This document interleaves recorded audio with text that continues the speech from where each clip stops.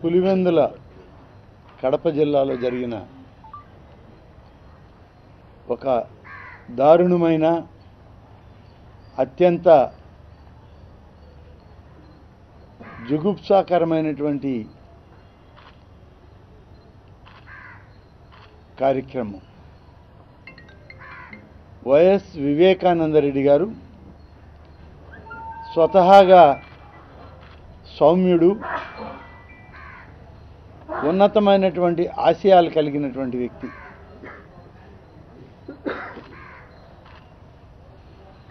రాయలసీమలోని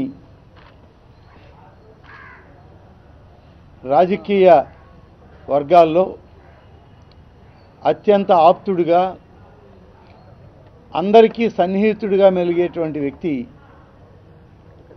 వివేకానందరెడ్డి గారు. ఆయన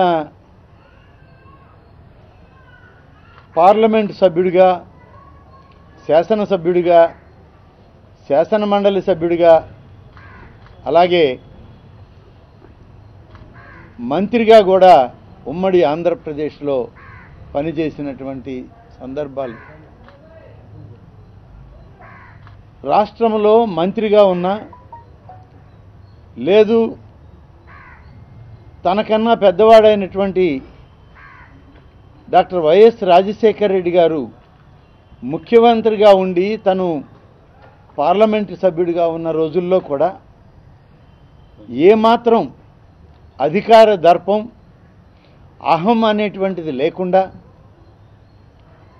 ఒక మామూలు కార్యకర్తలాగా అనేక సందర్భాల్లో మేము చూసాము. చెప్పి దాన్ని పరిష్కరించినటువంటి విధానం చూస్తే ముఖ్యమంత్రి తమ్ముడు ఇంత సౌమ్యుడిగా కనీసం తన చేతిలో అధికారం ఉన్నా ఉపయోగించకుండా సామాన్య ప్రజలకి చేరువు కావాలన్నటువంటి తపన ఆయనలో కనపడేది. దురదృష్టం ఎందువల్ల ఏమి జరిగిందనేటువంటిది పక్కన పెడితే నిన్న ఆయన హఠాన్ మరణం. ఆ మరణం వెనుక అనేక కుట్ర కోణాలు దాగున్నాయనేటువంటిది పోస్ట్ మార్టం రిపోర్ట్లలో కూడా బయటపడింది. అది సహజ మరణం కాదు, లేకుంటే ప్రమాదకరంలో సంభవించిన మరణం కాదు, అది కుట్రతో కూడినటువంటి హత్య అనేటువంటిది బయటపడడం జరిగింది. నిజానిజాలు నిగ్గుదేల్చాల్సిన అవసరం ఇవాళ పోలీస్ యంత్రాంగం మీద, ప్రభుత్వ వ్యవస్థలపైన ఉంది. ముఖ్యంగా డాక్టర్ రాజశేఖర రెడ్డి గారి కుటుంబం మీద జరిగేటువంటి దాడులు ఎన్నికల సందర్భాల్లోనూ, ఎన్నికల్లో ఆ కుటుంబాలని రాజకీయంగా ప్రజల మధ్యకు రాకుండా చేయడానికో చేసేటువంటి కార్యక్రమాలుగా కనబడతా ఉన్నాయి ఇవి. అంతకుముందు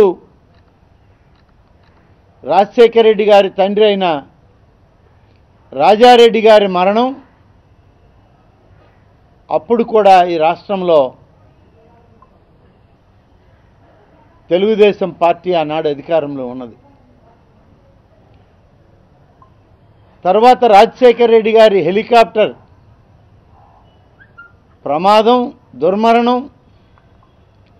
ఆ సంఘటనకు ముందు జరిగినటువంటి అసెంబ్లీ సమావేశాల్లో ఆనాడు చంద్రబాబు నాయుడు గారు ఏ విధంగా మాట్లాడాడు, ఎంత కక్షపూరిత ధోరణితో ఆయన రాజశేఖర రెడ్డి గారి మీద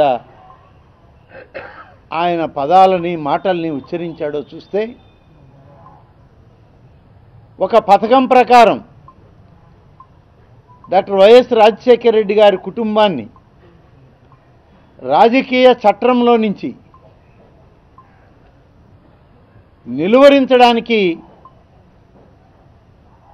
ప్రయత్నం కొనసాగుతుందేమోననేటువంటి భావం ఇవాళ సామాన్య ప్రజలకు కూడా ఆ క్రానలాజికల్గా జరిగే ఈవెంట్స్ని చూస్తే తెలుస్తుంది. ఈరోజు వాస్తవానికి వైఎస్ఆర్ కాంగ్రెస్ పార్టీ అధ్యక్షుడిగా మా నాయకుడు జగన్మోహన్ రెడ్డి గారు ఇడుపులపాయలో ఈ ఎన్నికల నగారా మోగించడానికి, ఎన్నికల్లో పోటీ చేసే అభ్యర్థుల యొక్క జాబితాని పూర్తిగా అక్కడ విడుదల చేసి తన ప్రచార కార్యక్రమాన్ని ప్రారంభిస్తామని చెప్పి ముందుగా ప్రకటన చేసి ఇవాళ ఇడుపులపాయకి రావాల్సినటువంటి సందర్భం ఉంటే స్వయాన జగన్మోహన్ రెడ్డి గారి చిన్నాన్న వైఎస్ వివేకానంద రెడ్డి గారి మీద జరిగిన దాడి, ఆయన హత్యకు చేసినటువంటి ప్రయత్నం, ఇవన్నీ కూడా మరి రాజకీయంగా ప్రజాస్వామ్య విధానాల్లో ఎదుర్కోలేక ఒక పథకం ప్రకారం చేసేటువంటి కుట్రల్లాగే ఇవాళ భావించాల్సిన అవసరం ఉంది. ఎప్పుడు చూసినా కూడా సాక్షాత్తు జగన్మోహన్ రెడ్డి గారి మీదనే ఎయిర్పోర్ట్లో అందరూ చూస్తుండగానే కత్తితో దాడి చేస్తే దాన్ని హేళనగా అవహేళన చేస్తూ అర్ధగంట లోపల డీజీపీ గారు ప్రకటనిస్తారు, గంట లోపల హోంమంత్రి గారు ప్రకటనిస్తారు, 1.5 గంట లోపలే సాక్షాత్తు రాష్ట్ర ముఖ్యమంత్రిగా నాడు ఉన్నటువంటి చంద్రబాబు నాయుడు గారు స్పందిస్తారు. అసలు అక్కడికి ఇన్వెస్టిగేషన్ ఆఫీసర్లే వెళ్ళరు. వాళ్ళు వెళ్ళకముందే వీళ్ళే చెప్పేస్తారు కథనాలు. అంటే జరిగేటువంటి పోలీస్ ఇన్వెస్టిగేషన్ని ప్రభావితం చేసే విధంగా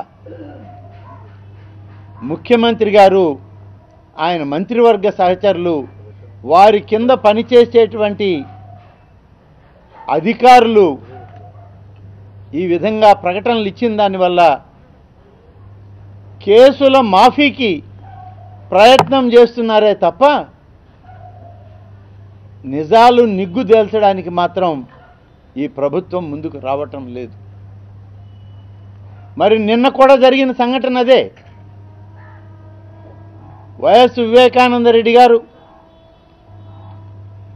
ఆయన నిద్ర లేవడం ఆలస్యమైపోయి చూస్తే ముందేమో గుండెపోటుతో మరణించారన్నట్లుగా వార్తలు వచ్చాయి. తర్వాత రక్తపు మడుగులో ఉన్నట్లు వార్తలు. పోస్ట్ మార్టం చేసేటప్పటికి అది హత్యగా మారింది. ఇవన్నీ జరిగే క్రమంలోనే రాష్ట్ర మంత్రులు ప్రకటనలు ఇస్తారు. సాక్షాత్తు కడప జిల్లా మంత్రి గారు మాట్లాడేటప్పుడు వారి మీడియాతో మాట్లాడిన చూస్తే ఆయన అంటారు, రాష్ట్రంలో ఏది జరిగినా మొదట ముఖ్యమంత్రి చంద్రబాబు నాయుడు మొదట ముద్దాయి అంటారు, రెండవది లోకేష్ బాబు ముద్దాయి అంటారు, మూడవది ఆ జిల్లాకు సంబంధించి వచ్చినప్పుడు ఆదినారాయణ రెడ్డిని ముద్దాయిని చేస్తారన్నారు. ఆదినారాయణ రెడ్డి గారి దృష్టిలో అసలు ముద్దాయిలు ఎవరో తేల్చాల్సిన విధానాలను పక్కన పెట్టి ఆయనే చెప్పుకొస్తాడు. ఆయన్నేమన్నా మొదటి ముద్దాయి చేస్తారేమోనని మొదటి ముద్దాయిని చంద్రబాబు నాయుడిని ఆయనే చేశాడు, రెండవ ముద్దాయిని లోకేష్ బాబుని ఆయనే చేశాడు, మూడవ ముద్దాయిగా ఆయన ఉన్నాడు. అంటే ఏదైనా ఒక ప్రమాదం జరిగితే లేకుంటే ఈ కుట్ర కోణాల్లో తన వంతు ఏదైనా వస్తే నాకన్నా ముందు చంద్రబాబు నాయుడు లోకేష్ బాబు ఉన్నాడు అనేది చెప్పకనే చెప్పాడు ఆదినారాయణ రెడ్డి అని చెప్పి ఈ సందర్భంగా చెప్పాల్సిన అవసరం ఉంది. ఏంటి అసలు ఈ వ్యవస్థలు ఏమవుతున్నాయి? ఎక్కడికి దారితీస్తుంది ప్రజాస్వామ్య వ్యవస్థ ఆంధ్రప్రదేశ్ రాష్ట్రంలో? ఒక ప్రమాదమో ఒక హత్యో జరిగితే, కుట్ర జరిగితే పనిచేయాల్సినటువంటి పోలీసు వ్యవస్థ నిర్వీర్యం అయిపోతూ రాజకీయ వ్యవస్థలు ముందుకొచ్చి దాన్ని నీరుగార్చే విధంగా ప్రకటనలు ఇస్తూ ఉంటే అత్యంత హేయమైన చర్య ఇది అని చెప్పి చెప్పక తప్పదు. రాజకీయంగా ప్రజాస్వామ్య పద్ధతుల్లో ఎదుర్కోలేక ఓటమికి భయపడి అధికారాన్ని కోల్పోతున్నామేమనేటువంటి ఆందోళనలో, ఫ్రస్ట్రేషన్లో ఇవాళ అధికార పార్టీ నాయకులు ప్రతిపక్ష పార్టీ నాయకుల్ని అంతమొందించేటువంటి ప్రయత్నాలు జరుగుతూ ఉన్నాయి. మనకు సాక్షాత్తు చూస్తూనే ఉన్నాం మన కళ్ళ ముందు. వరుసగా ఒకే కుటుంబంలో తండ్రి, ఇద్దరు కొడుకులు, మనవడి మీద హత్యా ప్రయత్నం ఎయిర్పోర్ట్లో జరగడం, ఇవన్నీ చూస్తే రాజకీయంగా ఎదుర్కోలేక ఒక రాజకీయ కుటుంబాన్నే అంతమొందించాలని చేసేటువంటి కుట్రగా కనబడుతూ ఉంది. మరి ఈ సందర్భంలో ఈ రాష్ట్ర ప్రభుత్వం న్యాయం చేయగలదా? ఈ రాష్ట్ర ప్రభుత్వంలో ఉన్నటువంటి ముఖ్యమంత్రి, హోంమంత్రి, మంత్రివర్గ సభ్యులు ఇవాళ వాళ్ళకి లేని అధికారాన్ని చేతుల్లోకి తీసుకుని దాడి చేసే ప్రయత్నం చేస్తూ ఉన్నారు. ఒక విషయం గమనించాలి, ఇక్కడ మీడియా కానీ రాష్ట్ర ప్రజలు కానీ, ఎన్నికల కోడ్ నిబంధనలు అమల్లో ఉన్నాయి. ఇవాళ రాష్ట్ర ముఖ్యమంత్రి కానీ ఆయన మంత్రివర్గ సహచరులు కానీ ఒక విధంగా కోడ్ అమల్లో ఉన్నప్పుడు కేవలం వాళ్ళు ఆపద్ధర్మ ప్రభుత్వంలో ఉన్నటువంటి వ్యక్తులే భాగస్వాములయ్యేటువంటి పరిస్థితి ఈ ప్రభుత్వంలో ఉన్న పెద్దలకి లేదు. కోడ్ అమల్లో ఉంది. ఇవాళ ఎన్నికల కోడ్ని అమల్లో పెట్టింది ఎలక్షన్ కమిషన్. ఈ రాష్ట్రంలో ఉన్నటువంటి చిన్న కానిస్టేబుల్ దగ్గర నుంచి, అతి చిన్న రెవెన్యూ ఇన్స్పెక్టర్ దగ్గర నుంచి చీఫ్ సెక్రటరీ వరకు, డీజీపీ, హోమ్ సెక్రటరీ వరకు అన్ని వ్యవస్థలు పనిచేయాల్సింది ఎన్నికల కమిషన్ పరిధిలో తప్ప వీళ్ళ కింద కాదు అని చెప్పి చెప్పాల్సిన, ఒక్కసారి చంద్రబాబు నాయుడికి గుర్తు చేయాల్సిన అవసరం ఉంది. మీరు ఏ విధంగా ప్రభావితం చేస్తున్నారు? ఇవాళ ఎన్నికల కోడ్ అమల్లోకి వచ్చిన తర్వాత ఎంత అధికార దుర్వినియోగం, ఎక్కడ పట్టినా మీ పోస్టర్స్, ప్రభుత్వ పథకాల పేర్లతో మీ ఫోటోలతో బ్యానర్లు, ఫ్లెక్సీలు, బస్సుల పైన మీ పోస్టర్లతో ఇవాల్టికి మీరు ప్రచారం చేసుకుంటూ ఉన్నారు.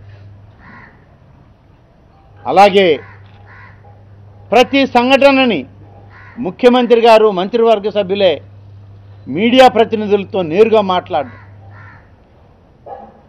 అసలు ఈ రాష్ట్రంలో ఇన్వెస్టింగ్ ఏజెన్సీలను పనిచేయనిస్తున్నారా మీరు? కనీసం ఎలక్షన్ కోడ్ వచ్చిన తర్వాత అయినా మీరు సబ్ ఇన్స్పెక్టర్ స్థాయిలో, ఇన్స్పెక్టర్ స్థాయిలో జరిగే ఈ ఇన్వెస్టిగేషన్ని మీరు ప్రభావితం చేసే ప్రయత్నం ముందే చేస్తుంటే ఇక చిన్న ఉద్యోగస్తులు వాళ్ళ పని వాళ్ళు చేయడానికి అవకాశం ఉందా ఈ రాష్ట్రంలో? అలాగే ఈ రాష్ట్ర గవర్నర్ గారు, వారిద్దరూ ఇవాళ చొరవ తీసుకోవాల్సిన అవసరం ఉంది. ఎలక్షన్ కమిషన్ ఆఫ్ ఇండియా ఇవాళ వెంటనే దీనిలో ప్రత్యేక శ్రద్ధ చూపించాలి. ఇటువంటి కుట్ర కోణాలను వెలుగులోకి తేవాలి. ఇన్వెస్టింగ్ ఏజెన్సీలను ప్రభావితం చేసేటువంటి. హలో, మిమ్మల్నే యోయో టీవీ యాప్ డౌన్లోడ్ చేసుకున్నారా? ఇంకా లేదా? మీ యాప్ స్టోర్కి వెళ్ళి వెంటనే డౌన్లోడ్ చేసుకోండి.